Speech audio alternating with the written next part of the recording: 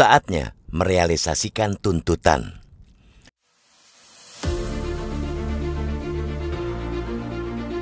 Situasi sosial politik yang sempat memanas beberapa waktu lalu, kini perlahan mulai mendingin.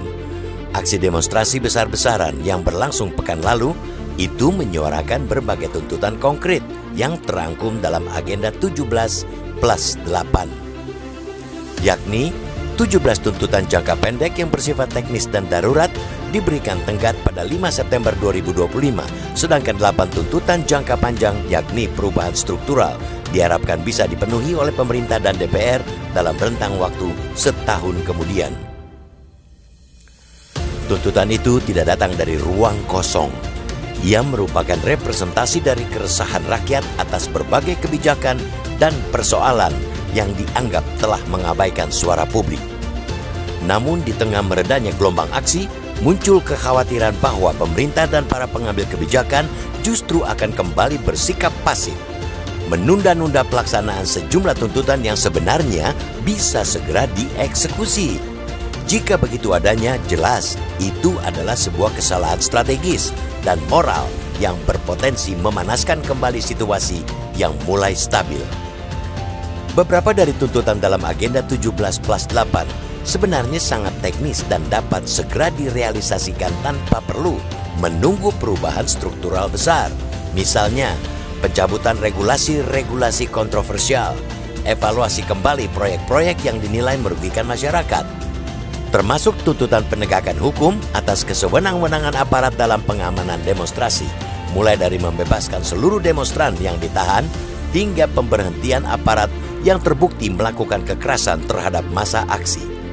Langkah-langkah konkret seperti itu jika dilakukan tidak hanya menunjukkan itikat baik, tetapi juga dapat menjadi penanda awal dari proses rekonsiliasi antara pemerintah dan masyarakat sipil. Jangan sampai yang terjadi akhirnya sekadar penundaan demi penundaan dengan dalih birokrasi, koordinasi lintas lembaga, atau menunggu momen yang dianggap tepat.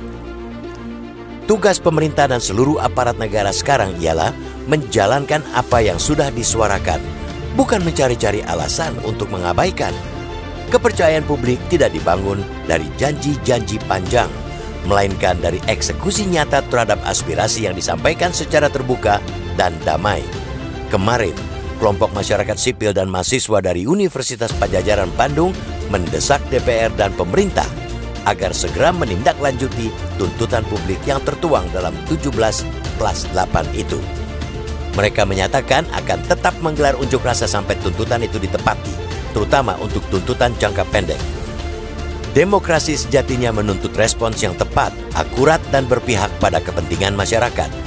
Ketidakpekaan terhadap momentum politik seperti itu bisa menjadi bahan bakar baru bagi ketidakpuasan yang lebih luas di kemudian hari. Selain itu, pelaksanaan tuntutan demonstran secara cepat juga akan mengirimkan sinyal positif kepada masyarakat bahwa aspirasi mereka didengar dan dihargai. Hal itu penting dalam membangun iklim politik yang sehat, yakni politik yang menghadirkan dialog antara rakyat dan pemerintah yang tidak hanya berhenti di jalanan, tetapi berlanjut di ruang-ruang kebijakan yang konkret. Pemerintah seharusnya menjadikan momen kali ini sebagai batu loncatan untuk mereformasi pendekatan terhadap aspirasi publik. Dengan menyegerakan langkah-langkah pelaksanaan yang memungkinkan, negara dapat menunjukkan bahwa demokrasi masih hidup dan bekerja untuk rakyat.